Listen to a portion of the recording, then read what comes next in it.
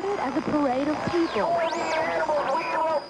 carrying signs and displaying their voices. Stop the torture! Stop the pig! This week, activists vomited on an HLS display table at a pharmacological conference in San Francisco on Monday and then turned over tables yesterday. SHAC members and supporters rioted in Little Rock, Arkansas last October during a weekend of action. The apparent targets two insurance companies that do business with a British laboratory, Huntington, that tests products on animals. Police began arresting people. Now, many of the protesters are not just the two insurance companies that do business with a British laboratory, Huntington, that tests products on animals.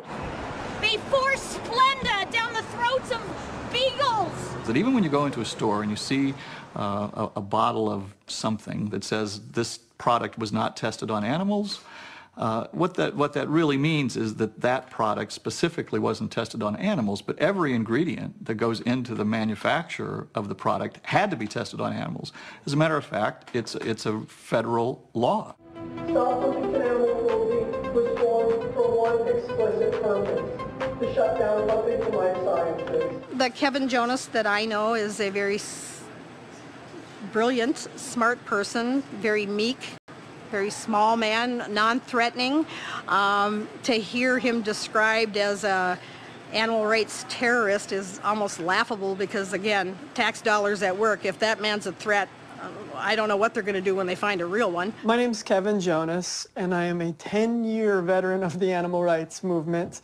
I've been the president of Stop Huntington Animal Cruelty USA for the past few years before I had to resign because of this current indictment.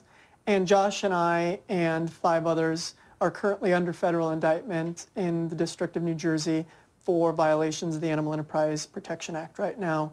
We're going to court on February 6th to meet these charges that we feel are very constitutionally flawed and charges that have to be defended against and ultimately beaten. My name is Josh. I grew up in Oregon, and I guess kind of the areas I grew up in were my initial inspiration for becoming involved in animal rights and environmental activism. I lived kind of in the heart of the Willamette Valley, and so I was surrounded on all sides by mountains, grasslands, streams, forests, kind of the whole shebang.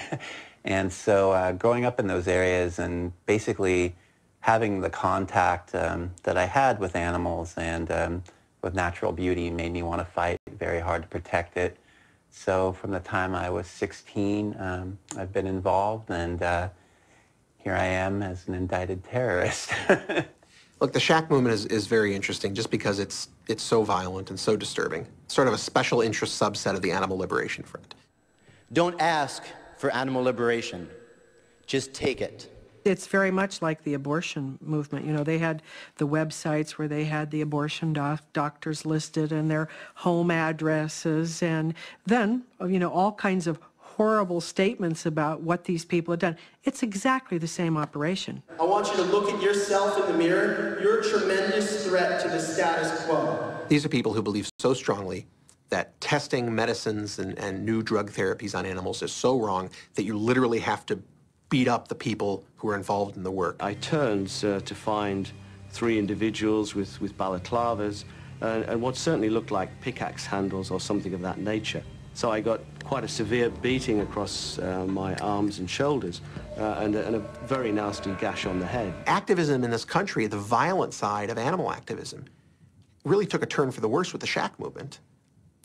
And if somebody doesn't put a stop to it, either with new laws or with some effective prosecutions, it's just a matter of time before the whole movement starts to say, hey, who cares what's right or wrong? Let's look at what works. If the state keep closing in on legitimate protest and making it illegal and dangerous to demonstrate lawfully, people are going to go to the furthest extreme. Killing and people. The furthest extreme, absolutely, is to take the life of somebody like Brian Cass. SHAC is, by and large, a movement.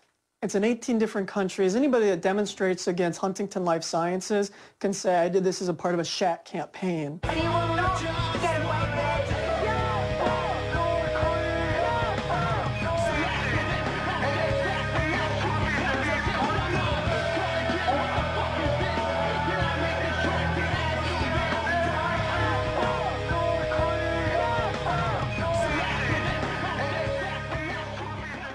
SHAC USA, however, was a website and it was a newsletter disseminating information, reporting on other people's protest activities, cheerleading some of it, rah-rah. Some of it was really cocky and smart-ass. And that's really kind of why a lot of people in the U.S. love the SHAC campaign, is because it wasn't afraid to raise its middle finger to the FBI and the threat of lawsuits. It was young, it was energetic, and it was angry. I mean, you had this incredible coming together of all different ages, all different groups of people.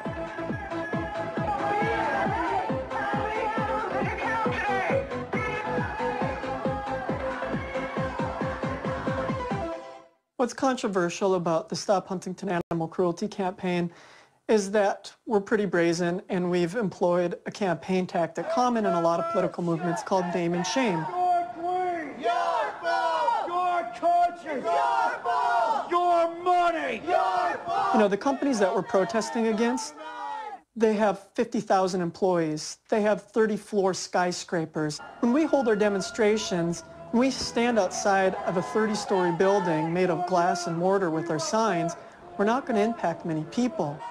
The people that you need to get the message out to are these executives that control these companies, the CEO, the president, the VP. All of them have home addresses, all in the telephone book. You know, what you really have here is defamation for dollars with these animal rights organizations.